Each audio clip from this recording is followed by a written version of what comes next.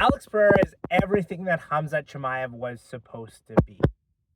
What do I mean? Well, of course, by now you've heard the news that Khamzat Chimaev pulled out of his fight for UFC Saudi Arabia because of the fact that he got sick. He's being replaced by Alex Periera, who coincidentally only has one professional loss on his record to Khamzat Chimaev. Now, I'm wondering a little bit whether or not if he beats Robert Whittaker, gets a title shot. I'm not sure. However, we also got the news that Conor McGregor and Michael Chandler is not happening at UFC 303. Same with Jamal Hill and Carlos Ulberg. Who stepped in?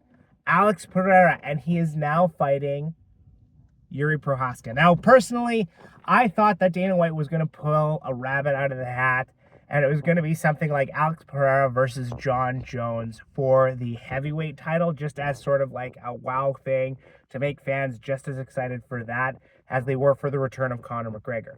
But that didn't end up happening. Either way, the whole point of this video is to tell you that when Khamzat Chimaev came into the UFC, he was supposed to be this guy who would fight anyone, anywhere, anytime, who would get a tremendous amount of opportunities at the title, who would fight all the time, didn't matter who, whatever the case may be, and he would become a champion. Maybe one division, maybe two divisions. Some people were even talking about him becoming a 3-division champion. Alex Periera has done exactly what Khamzat Chimaev was supposed to do in a much shorter period of time, and there are talks about him becoming a 3-division champion. Right? People are saying that he can move up to heavyweight and compete for the title. Now, frankly, I don't know that Alex Periera beats John Jones or Tom Aspinall, the two top guys at heavyweight. Nevertheless, Alex Periera is doing exactly what Khamzat Chimaev was supposed to be. Khamzat Chimaev was supposed to be this mysterious guy, this guy that everybody was scared to face, this guy who was going to run through divisions, and this guy who was going to ultimately become a title holder. But unfortunately, and it's not really his fault, right? Maybe a little bit. He got COVID, right? And when he got COVID, he was hospitalized, and a lot of people thought he wasn't going to make it. He even at that time said he was going to announce his retirement from mixed martial arts. And this is because of the fact that it hit him so badly to the point where he couldn't train, he couldn't do anything, right? And since that point where he got that COVID, he's been violently ill more than once. I think at least 2 times since then that has prevented him from fighting, prevented him from training, etc., etc. And I think what happens, and what happened here from what I've been reading online, is that Khamzat Chimaev, he was going to do this fight in Saudi Arabia. He was in his camp, everything like that. Then he got sick. He tried to manage the sickness and continue to train. And I think every time he gets sick, he doesn't want to stop. He doesn't want to slow down. And that impacts his training, impacts his performance, and makes his sickness worse. To the point where he's hospitalized and now he's got to pull out. Right? So that's the situation with Khamzat Chimaev. It's not necessarily his fault, but at the same time, we're not getting the guy that we were promised from him. And I think fans at this point are a little bit over who Khamzat Chimaev could have been, right? Because he's just not living up to that standard. Now, there's no doubt in my mind that if the guy gets healthy, right, he can still make a run at the middleweight title. He could probably still make a run at the welterweight title. He might even be able to make a run at the light heavyweight title. But it all depends on his health, right? And the added fact that he can't really fight in the U.S. I remember when he was initially starting out, there wasn't this issue. But because I think he has a Russian passport and there's some issues there, and Ukraine and, Chechnya, I don't really know what the deal is, but a lot of the times people are saying that he's having issues fighting in the United States. So the only cards he can be on are ones in kind of the Middle East. So irrespective of all of that, Alex Periera has come in to essentially save the day twice in the span of 3 months, right? We had no idea who was fighting for a title for UFC 300 basically 3 weeks out. I think it was 3, maybe 4 weeks out. Alex Periera becomes the main event for UFC 300. He knocks out Jamal Hill, defends his title for the first time since getting the light heavyweight title. Coincidentally, he defended the title for the first time, the light heavyweight title, for the first time since John Jones was the champion. Isn't that interesting?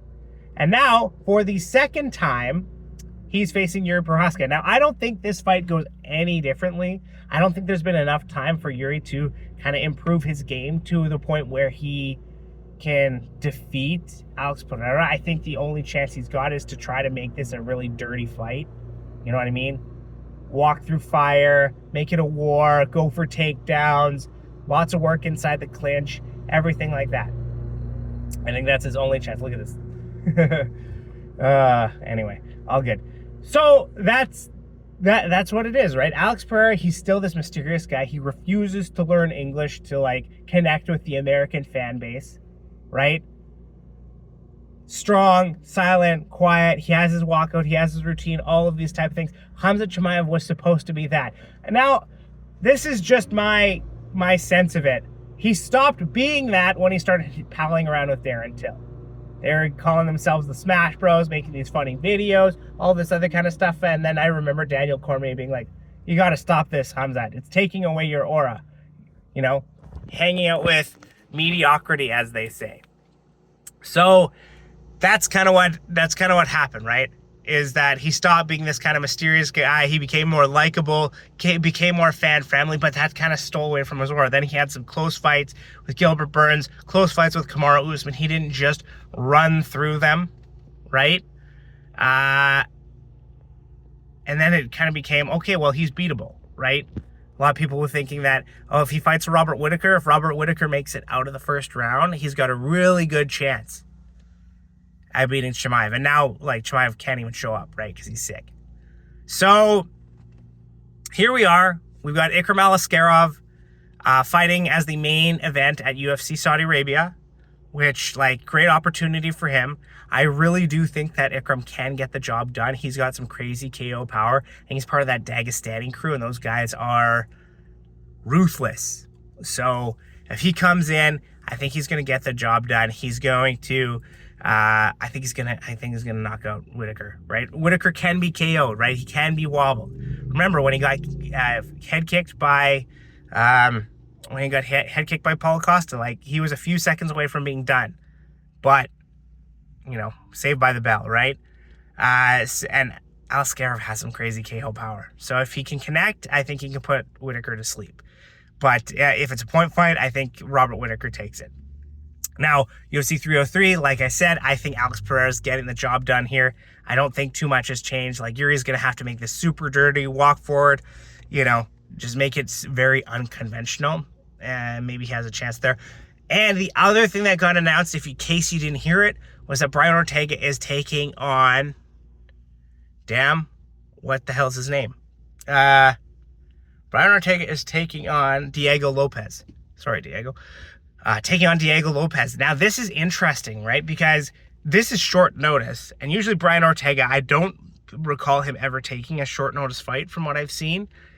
And I think it's super interesting because Diego Lopez does have KO power, right? I don't think Brian Ortega does. But Ortega has a chin. In the grappling, I think Ortega has a slight advantage. But they're both BJJ black belts. They're both really good in the grappling. So this is super interesting. Anyway, yeah, so this is what I think. This is what I'm seeing. What do you guys think? Do you guys think that Ortega is going to come out on top? What do you think is the future for Chimaev? I personally think his career is in trouble, right? Like, and it sucks, right? Because, like, I feel for the guy. I definitely want him to do well, but he's just, whatever he was supposed to be, it's not there anymore, I don't think. Alex Periera is everything that he was supposed to be. So, but let me know what you guys think. Do you think Chimaev can recover from this? Both from like a aura perspective, from a career perspective? Do you think he's going to become champion one day? Let me know in the comments. And if you wouldn't mind, hit the like and subscribe button. Helps with the algorithm, helps grow the channel. We'll see you guys next time. Thanks for watching.